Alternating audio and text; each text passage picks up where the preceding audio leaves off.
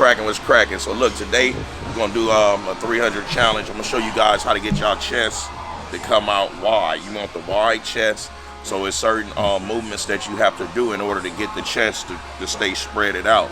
And then we're gonna do another segment to show you how to get the crease in the middle of the chest. But before then, it's trying to load up on a little bit of this YK11. I like to double up in my MK677.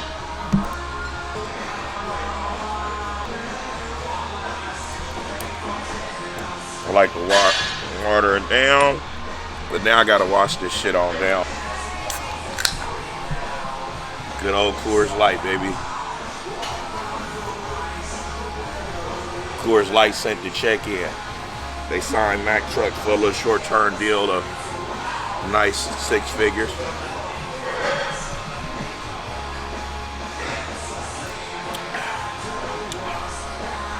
Now it's a party. Let's go get to it.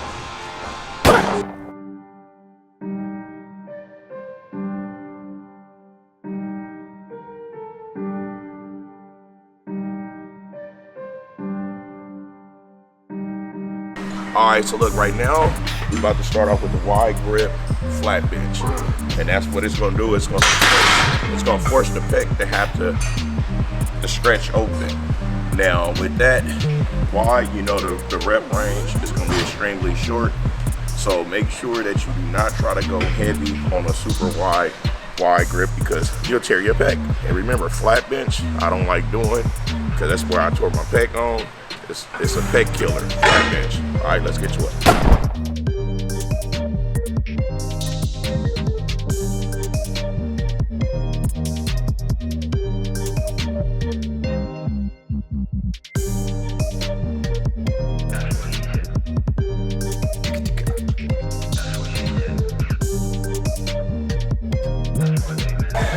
60.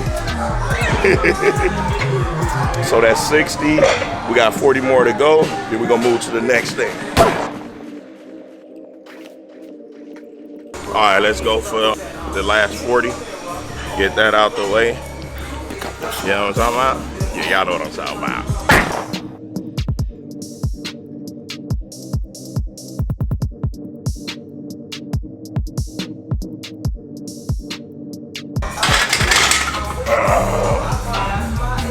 $25, 60 plus 25, so 85, 15 more to go. We're about to go back into it right now. Not too much rest. Got my 15 seconds of rest.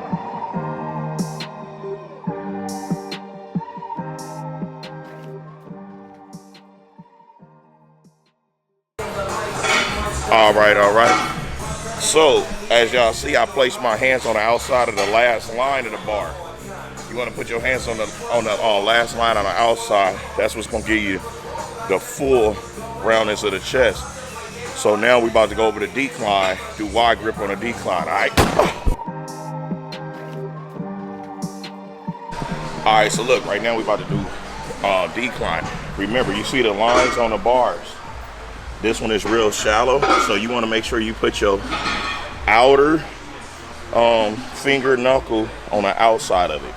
You got to make sure that you're careful when you do it because when you racking it, I pinch the sides of my fist quite often when I was getting into doing that. And that's, as you can see, my chest is wide to tie in with the front delts. It flows. And in order to get it flowing right, you got to go wide grip. I recommend if you're doing chest, you should do wide grip at least one routine. You should go wide. So if you're doing flat bench incline, go wide grip on the flat bench, you know, and that'll keep it right there.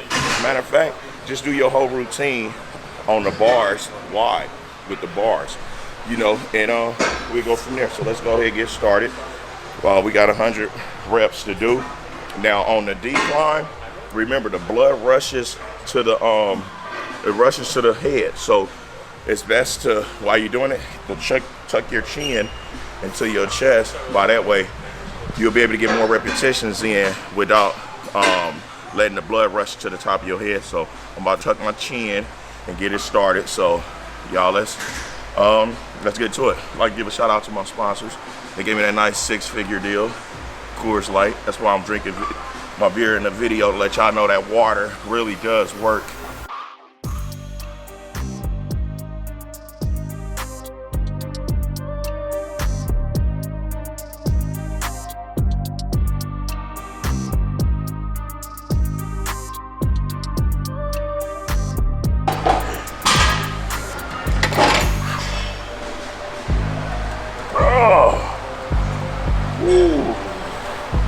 Blood rushed the head so fast, I stopped at 40.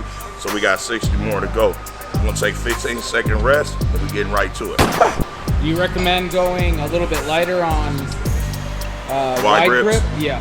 Yeah, when you go on wide grip, it's best to go lighter. Because if you go too heavy wide grip, 80% of the chance you're gonna pinch something, you're gonna tweak something, or you might even tear some muscle off of the bone. So you wanna go lighter, and as you learn and get your body used to doing this, then you move the weight up, then you increase it by little increments, no big leaps. You know, this is not a race, this is a marathon. We did 40, we got 60 more to go. Let's try to get 20 out the way, or 30, so we can break it down to 3 sets. Yep.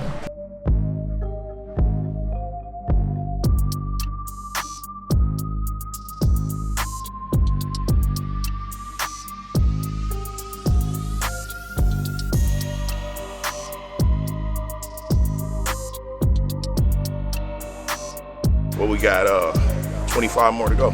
Try to breathe when you're down there, you hold your breath, or what do you... Oh yeah, I'm definitely breathing the whole time, no matter what it is I'm doing.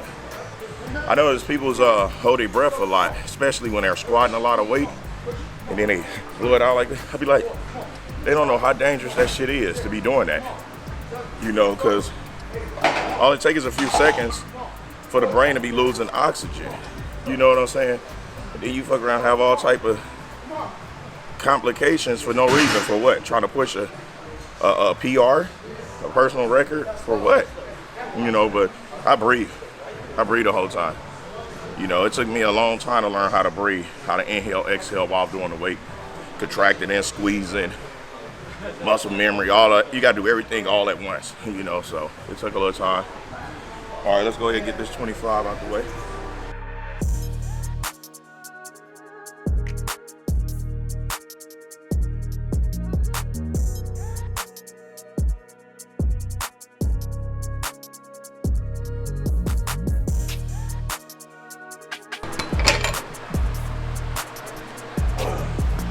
$75 plus 25, that's 100.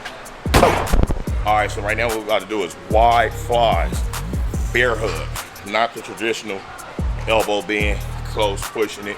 We get to that a separate time. For right now, we're gonna go wide. Keep it wide so we can keep all this. This is what you want, to stretch your pec way over here. You don't want your pec stopping in here. A premature chest, little titties. Let's get to it.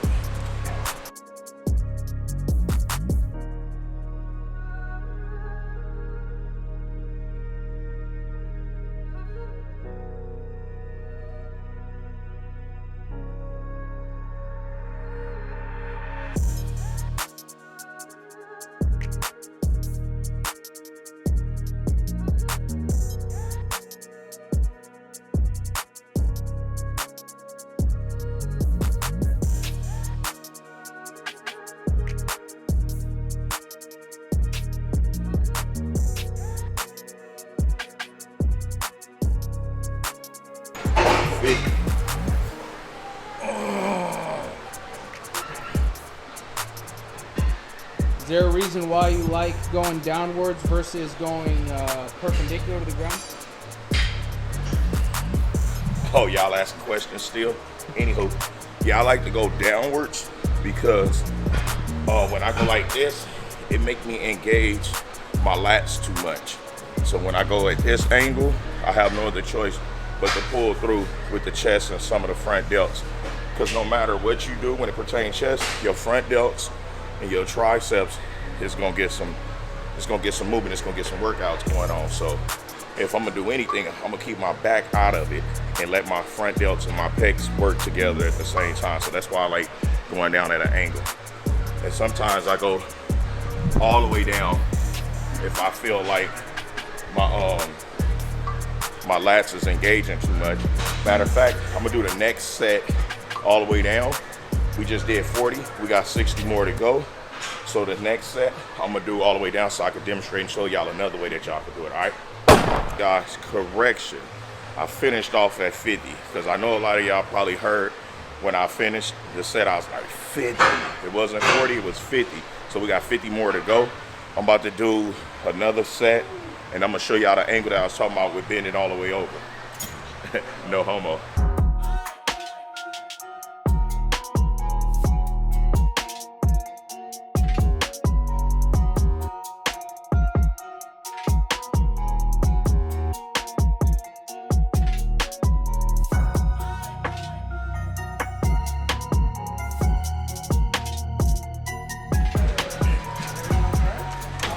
That was 30, 50 plus 30 is 80.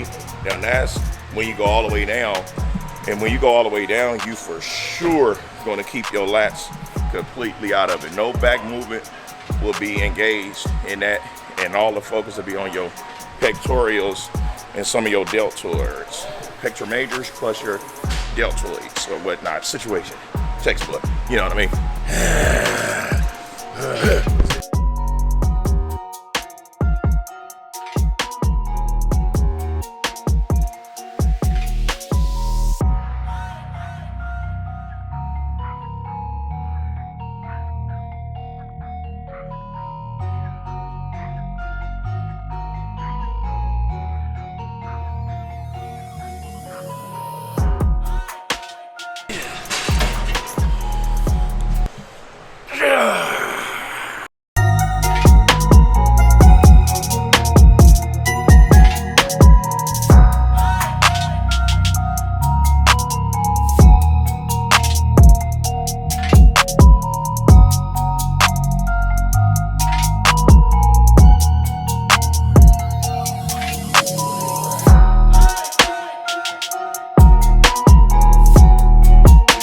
All right, y'all, so look, we just finished the first part of the 300 challenge on bringing the chest out.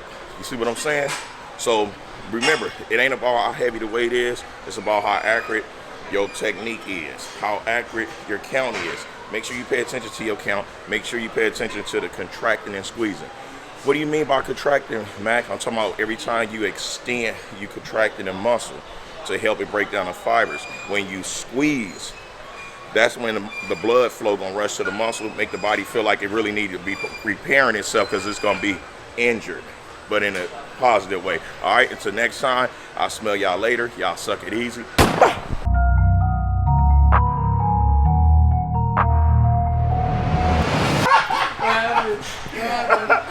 Look, I'm sitting there, he's doing the camera like this.